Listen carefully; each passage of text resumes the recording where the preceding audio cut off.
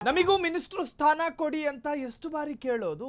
ಈಗೇನಿದ್ರು do or die ಮಂತ್ರಿಗಿರಿಗೆ ವರಿಷ್ಠರ ಮನೆ ಬಾಗಿಲಲ್ಲಿ ಪರೇಡ್ ಶುರುವಾಗಿದೆ. ಮಂತ್ರಿಗಿರಿ ಕನಸು ದೆಹಲಿಯಲ್ಲಿ ಸರ್ಕಸ್ ಶುರುವಾಯಿತು. ಮಂತ್ರಿಗಿರಿಗಾಗಿ ವರಿಷ್ಠರ ಮನೆ ಬಾಗಿಲಲ್ಲಿ ನಿಂತುಕೊಂಡು ಬಾಯಿ ಬಡ್ಕೊಳ್ಳೋ ಪರಿಸ್ಥಿತಿ.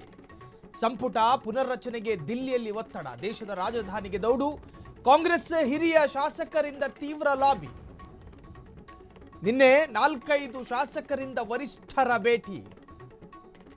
ಸಚಿವ ಕೃಷ್ಣ ಭೈರೇಗೌಡ ನೇತೃತ್ವದಲ್ಲಿ ಗುಪ್ತ ಸಭೆಗಳು ಕೂಡ ನಡೆದಿದ್ದಾವೆ.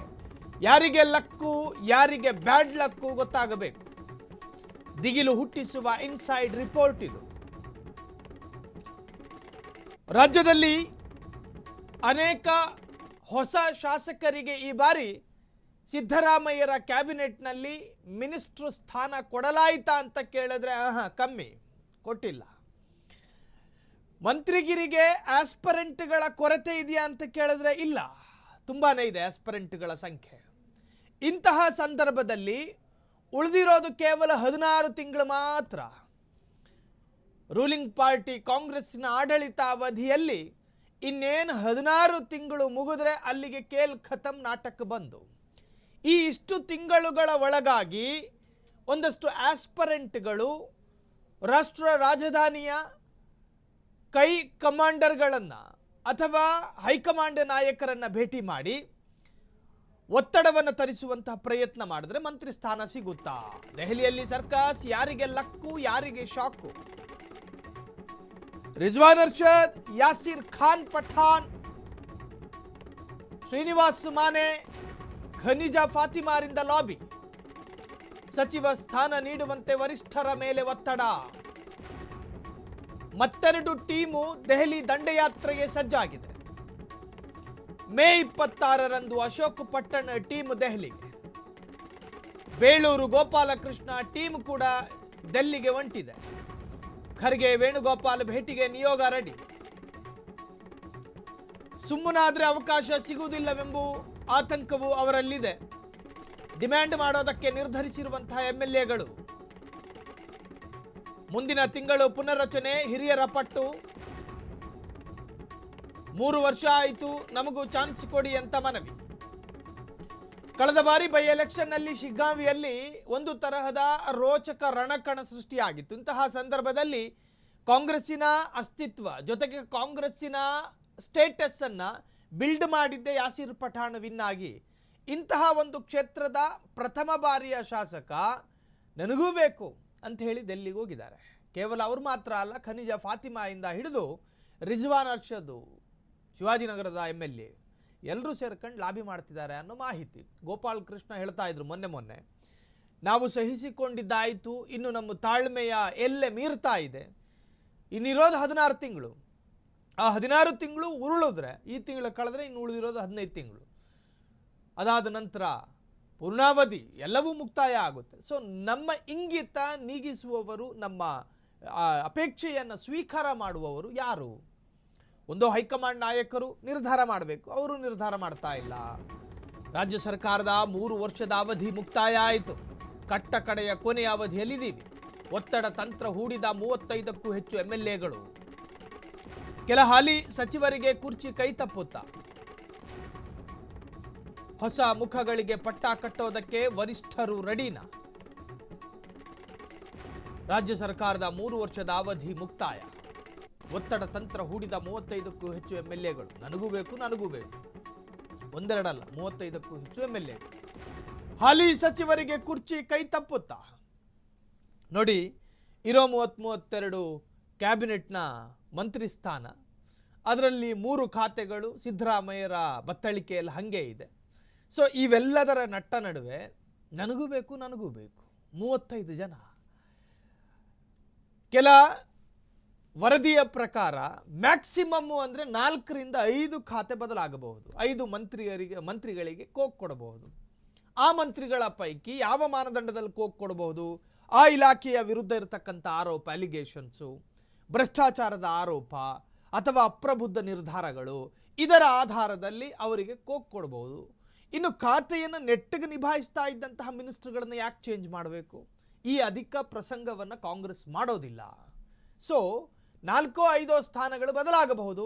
ಈ 4-5 ಸ್ಥಾನಕ್ಕೆ 35 ಜನ ಶಾಸಕರು ಆಸ್ಪರೆಂಟ್ ಅನ್ನುವುದಾದರೆ ಕಾಂಗ್ರೆಸ್ಸಿಗೆ ಇದು ಅರ್ಧ ತಲೆನೋವಾಗಿ ಪರಿಣಮಿಸಬಹುದು. ಹೆಂಗಾದ್ರೂ ಮಾಡಿ ಮಂತ್ರಿ ಸ್ಥಾನವನ್ನು ಗಿಟ್ಟಿಸ್ಕೋಬೇಕು. 16 ತಿಂಗಳಿರೋದು, ಈ ತಿಂಗಳು ಉರುಳೋದ್ರೂ ಕೂಡ 15 ತಿಂಗಳು ಬಾಕಿ. ಸೊ ಇಂತಹ ಸಂದರ್ಭದಲ್ಲಿ ನೋಡಿ, ಮತ್ತೊಂದು ತಲೆನೋವು ಕಾಂಗ್ರೆಸ್ಸಿಗೆ. ಹೇಳಿ ಕೇಳಿ ಕರ್ನಾಟಕದಲ್ಲಿ 3 ಬಣಗಳಿದ್ದಾವೆ. ಒಂದು ಸಿದ್ದರಾಮಯ್ಯರ ಬಣ, ಮತ್ತೊಂದು DK ಶಿವಕುಮಾರ್ ಅವರ ಬಣ, ಇನ್ನೊಂದು ತಟಸ್ಥ ಬಣ, ಅವಕಾಶಕ್ಕಾಗಿ ಕಾದು ಅವಕಾಶ ಸಿಕ್ಕಿದಾಗ ಯಾವುದಾದ್ರೂ ಒಂದು ಬಣಕ್ಕೆ ಜಂಪ್ ಆಗೋ ಬಣ. ಅದು ಬಿಟ್ಟರೆ ಮಲ್ಲಿಕಾರ್ಜುನ್ ಬಣ ಅಂತ ಹೇಳಿ ಹೊಸದಾಗಿ ಒಂದು ಫರ್ದರು ಟೀಮು ಈಗ ಸೇರ್ಪಡೆಯಾಗಿದೆ. ಈ 4 ಬಣಗಳ ಪೈಕಿ 4 ನಾಯಕರು ಕೂಡ ಹೇಳ್ತಾರಪ್ಪ, ನನ್ನ ಅತ್ಯಾಪ್ತ ವಲಯದ MLAಗಳಿಗೆ ಸ್ಥಾನ ಕೊಡಿ. ಸಿದ್ದರಾಮಯ್ಯನವರು ಅವರ ಅತ್ಯಾಪ್ತ ವಲಯದ ಶಾಸಕರ ಪರ ಬ್ಯಾಟ್ ಬೀಸ್ತಾರೆ. ಇನ್ನು DK ಶಿವಕುಮಾರ್ ಅವರು ಅದೇ ಕೆಲಸ ಮಾಡ್ತಾರೆ. ಮಲ್ಲಿಕಾರ್ಜುನ ಖರ್ಗೆ ಅವರು ಅದೇ ಕೆಲಸ ಮಾಡ್ತಾರೆ. ಇನ್ನು ತಟಸ್ಥ ಬಣ ಏನು ಮಾಡುತ್ತೆ, ಅವಕಾಶ ನೋಡ್ಬಿಟ್ಟು ಯಾರ್ಯಾರು ಹೆಗಲ ಮೇಲೆ ಅವರು ಕೂಡ ಕೂತ್ಕೋತಾರೆ. ಇಂತಹ ಸಂದರ್ಭದಲ್ಲಿ ಕಾಂಗ್ರೆಸ್ಸಿನ ಹೈಕಮಾಂಡ್ ನಾಯಕರು ತೆಗೆದುಕೊಳ್ಳಬೇಕಾಗಿರುವ ತೀರ್ಮಾನ ಅದು ಒಂದು ತರಹದ ಸಾಹಸಮಯ ಆಗೋ ಸಾಧ್ಯತೆಗಳಿದ್ದಾವೆ. ಕೇರಳದ CM ಆಯ್ಕೆಯ ವಿಚಾರದಲ್ಲೂ ಕೂಡ ಇದೇ ತರಹದ ತಲೆನೋವಾಯಿತು. ದಿನಕ್ಕೊಬ್ಬ ಆಸ್ಪಿರೆಂಟ್ ಹುಡ್ಕೋತಾ ಇದ್ರು CM ಸ್ಥಾನಕ್ಕಾಗಿ. ಆ ಸಂದರ್ಭದಲ್ಲೂ ಕೂಡ ವಿಳಂಬವಾಗಾದರೂ ಕೂಡ ಕೊನೆಯದಾಗ ಒಂದು ತೀರ್ಮಾನಕ್ಕೆ ಬಂದರು. ಇನ್ನು ಕರ್ನಾಟಕದಲ್ಲಿ 1.5 ವರ್ಷದಿಂದ ರೀಶಫಲ್ಲು ಚರ್ಚೆ ಆಗ್ತಾ ಇದೆ. ಪುನರ್ರಚನೆ ಆಗುತ್ತಾ, ಸರ್ಜರಿ ಆಗುತ್ತಾ, ನಮಗೂ ಒಂದು ಅವಕಾಶ ಸಿಗುತ್ತಾ, ಹೀಗೆ ನಾನಾ ಅರ್ಥಗಳಲ್ಲಿ ಚರ್ಚೆಗಳಾಗ್ತಾ ಇತ್ತು. ಆಗಾಗ ಪವರ್ ಶೇರಿಂಗ್ ವಿಚಾರವೂ ಕೂಡ ಜೀವ ಪಡೆದುಕೊಳ್ತಾ ಇತ್ತು ರಾಜ್ಯದಲ್ಲಿ. ಈಗ ಓತಪ್ರೋತವಾಗಿ ನಿರಂತರವಾಗಿ ಕ್ಯಾಬಿನೆಟ್ ರೀಶಫಲ್ ಚರ್ಚೆ ಆಗ್ತಾ ಇದೆ. ಬೇಳೂರು ಗೋಪಾಲಕೃಷ್ಣ ಕಟ್ಟೆ ಹೊಡೆದು ಮಾತನಾಡಿದ್ರು.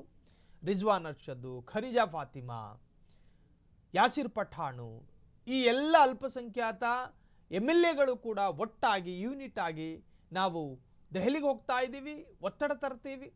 ಇವೆಲ್ಲವೂ ಕೂಡ ಕಾಂಗ್ರೆಸ್ ಸರ್ಕಾರದ ಹೈಕಮಾಂಡ್ ನಾಯಕರಿಗೆ ತಲೆನೋವು ತರಿಸಬಹುದು. ಸೊ ಕಡೆಯದಾಗಿ ತೀರ್ಮಾನವನ್ನು ಮುಂದೂಡ್ತಾರೋ ಅಥವಾ ಪೂರ್ಣಾವಧಿ ಆಡಳಿತವನ್ನು ನಡೆಸಿ ಮುಂದಿನ ಬಾರಿ 2028ಕ್ಕೆ ಏನಾದರೂ ಕಾಂಗ್ರೆಸ್ ಅಧಿಕಾರಕ್ಕೆ ಬಂದರೆ ನಿಮಗೆ ನಾವು ಮಂತ್ರಿ ಸ್ಥಾನ ಕೊಡ್ತೀವಿ ಅಂಥೇಳಿ ದೂರದ ಭರವಸೆಯನ್ನು ಕೊಡ್ತಾರೋ ಕಾದು ನೋಡಬೇಕು. ಮಂತ್ರಿಗಿರಿ ಕನಸು, ದೆಹಲಿಯಲ್ಲಿ ಸರ್ಕಸ್. ಈ ಬಗ್ಗೆ ಹೆಚ್ಚಿನ ಡೀಟೇಲ್ಸ್ ಅನ್ನು ಪಡೆಯೋಣ. ನಮ್ಮ ಪ್ರತಿನಿಧಿ ಮಾರುತಿ ಈಗ ನೇರ ಸಂಪರ್ಕದಲ್ಲಿ. ಮಾರುತಿ, ನಿಜಕ್ಕೂ ಕೂಡ ಕಾಂಗ್ರೆಸ್ಸಿನ ಹೈಕಮಾಂಡ್ ನಾಯಕರಿಗೆ ಇದು ತಲೆನೋವಾಗಿ ಪರಿಣಮಿಸಬಹುದು. ಕಾರಣ ಒಂದು 4-5 ಸ್ಥಾನಕ್ಕೆ ಕೋಕು ಸಿಗಬಹುದು. ಆ 4-5 ಸ್ಥಾನಕ್ಕೆ 30ರಿಂದ 35 ಜನ ಆಸ್ಪರೆಂಟ್ ಅನ್ನೋದಾದ್ರೆ ನಿಜಕ್ಕೂ ಏನು ನಡೀತಾ ಇದೆ ಕರ್ನಾಟಕದ ಪಾಲಿಟಿಕ್ಸ್ನಲ್ಲಿ? ಸೈಲ್, ಕಾಂಗ್ರೆಸ್ನಲ್ಲಿ ಈಗ ಸಚಿವ ಸ್ಥಾನಕ್ಕೆ ಮತ್ತು ಅದೇ ರೀತಿ ಕುರ್ಚಿ ಬದಲಾವಣೆಗೆ ಸಾಕಷ್ಟು ಒತ್ತಡ ಕೇಳಿ ಬರ್ತಾ ಇರೋದು. ಯಾಕೆಂದರೆ ಇಲ್ಲಿವರೆಗೂ ನಾನಾ ಕಾರಣಗಳನ್ನು ಕಾಂಗ್ರೆಸ್ ಹೈಕಮಾಂಡ್ ಕೊಡ್ತಿತ್ತು. ಒಂದು, ಪಂಚರಾಜ್ಯ ಚುನಾವಣೆ ವಿಚಾರದಲ್ಲೂ ಕೂಡ ಸಾಕಷ್ಟು ಕಾರಣಗಳನ್ನು ಕೊಟ್ಟಿತ್ತು. ಮತ್ತು ಅದೇ ರೀತಿ ಬೈ ಎಲೆಕ್ಷನ್ ಬಂದಾಗಲೂ ಕೂಡ ಇದು ಮುಗಿದ ನಂತರ ನಾವು ಅದರ ಬಗ್ಗೆ ಯೋಚನೆ ಮಾಡ್ತೀವಿ ಅಂತ ಕೂಡ ಕಾಂಗ್ರೆಸ್ ಹೈಕಮಾಂಡ್ ಒಂದು ಹೇಳಿಕೆಯನ್ನು ಕೊಟ್ಟಿತ್ತು ಮತ್ತು ಮನವರಿಕೆ ಮಾಡುವ ಪ್ರಯತ್ನ ಕೂಡ ಮಾಡಿತ್ತು. ಆದರೆ ಈಗ ಎಲ್ಲ ಒಂದು ಕಡೆ ಪಂಚರಾಜ್ಯ ಚುನಾವಣೆಯೂ ಮುಗಿದಿದೆ, ಬೈ ಎಲೆಕ್ಷನ್ನು ಮುಗಿದಿದೆ. ಅದೇ ರೀತಿಯಾದಂತೇನು ಏನು ಕೇರಳ CM ಆಯ್ಕೆ ಪ್ರಕ್ರಿಯೆ ಕೂಡ ಕಾಂಗ್ರೆಸ್ನಲ್ಲಿ ಮುಗ್ದಿರೋವಂಥದ್ದು. ಈಗ ಸಂಕಷ್ಟಕ್ಕೆ ಹೈಕಮಾಂಡ್ ಸಿಲುಕಿರೋವಂಥದ್ದು. ಪ್ರಮುಖವಾಗಿ ಈಗಾಗಲೇ ಸಚಿವ ಸ್ಥಾನಕ್ಕೆ ಒತ್ತಾಯಿಸಿ ಸಾಕಷ್ಟು ಸಚಿವಾಕಾಂಕ್ಷಿಗಳು ಕೂಡ ದೆಹಲಿ ಪೆರೇಡನ್ನು ಆರಂಭ ಮಾಡಿರೋವಂಥದ್ದು. ಪ್ರಮುಖವಾಗಿ ನಿನ್ನೆ ಕೃಷ್ಣ ಬೈರೇಗೌಡ ನೇತೃತ್ವದ ಒಂದಷ್ಟು ಶಾಸಕರು ಕೂಡ ದೆಹಲಿಗೆ ಹೋಗಿ ಹೈಕಮಾಂಡ್ ನಾಯಕರನ್ನ ಭೇಟಿ ಮಾಡುವ ಪ್ರಯತ್ನ ಕೂಡ ಸತತವಾಗಿ ಮಾಡ್ತಾ ಇರೋಂಥದ್ದು.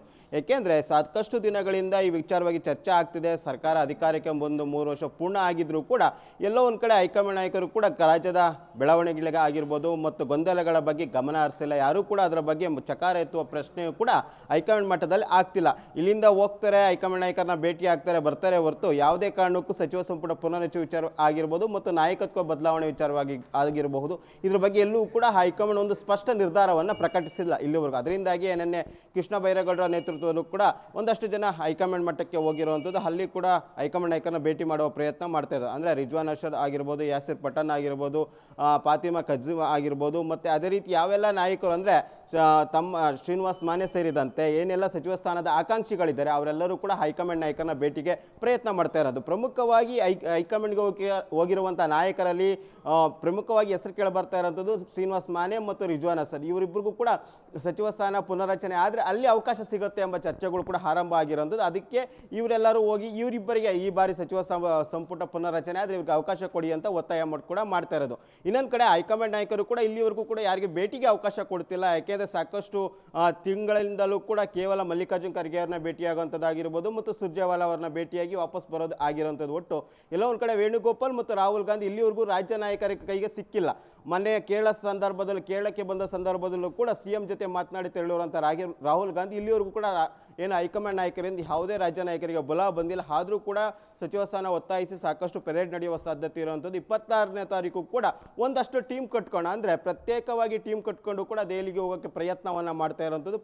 ಪ್ರಮುಖವಾಗಿ ಅಶೋಕ್ ಪಟ್ಟಣ್ ನೇತೃತ್ವದಲ್ಲೂ ಕೂಡ ಒಂದು 40 ಶಾಸಕರು ಹೋಗುವ ಪ್ರಯತ್ನ ಮಾಡ್ತಾ ಇರುವಂಥದ್ದು. ಇನ್ನೊಂದು ಕಡೆ DKಶಿ ಪರ ಇರುವಂಥ ನಾಯಕರು ಕೂಡ ದೆಹಲಿಗೆ ಹೋಗಿ ಸಚಿವ ಸಂಪುಟ ಪುನರ್ರಚನೆ ಮತ್ತು DKಶಿ ಅವರಿಗೆ CM ಪಟ್ಟ ಕೊಡಬೇಕಂತ ಒತ್ತಾಯ ಹಾಕುವ ಸಾಧ್ಯತೆ ಕೂಡ ಇರುವಂಥದ್ದು. ಆದರೆ ರಾಹುಲ್ ಗಾಂಧಿ ಅವರು ಮತ್ತು ವೇಣುಗೋಪಾಲ್ ಇವರಿಬ್ಬರಿಗೆ ಅವಕಾಶ ಕೊಡ್ತಾರೆ ಎಂಬುದು ಕೂಡ ಕಾದು ನೋಡಬೇಕಾಗಿರೋದು. ಯಾಕೆಂದರೆ ರಾಹುಲ್ ಗಾಂಧಿ ಅವರು ವಿದೇಶ ಪ್ರವಾಸ ಕೈಗೊಳ್ತಾರೆ ಎಂಬುದು ಕೂಡ ಕಾಂಗ್ರೆಸ್ನಲ್ಲಿ ದೊಡ್ಡ ಮಟ್ಟದಲ್ಲಿ ಚರ್ಚೆ ಆಗ್ತದೆ. ಅದರಿಂದಾಗಿ ಇವರಿಬ್ಬರಿಗೆ ಅವಕಾಶ ಸಿಗುತ್ತಾ ಅಥವಾ ಮುಂದಿನ ತಿಂಗಳಿಗೆ ಏನಾದರೂ ಇದು ಪೋಸ್ಟ್ಪೋನ್ ಆಗುತ್ತೆ ಎಂಬುದು ಕೂಡ ಕಾದು ನೋಡಬೇಕು. ಸಾಯಿಲ್, ಥ್ಯಾಂಕ್ ಯು ಮಾರುತಿ ತಮ್ಮೆಲ್ಲ ಡೀಟೇಲ್ಸ್ಗೆ.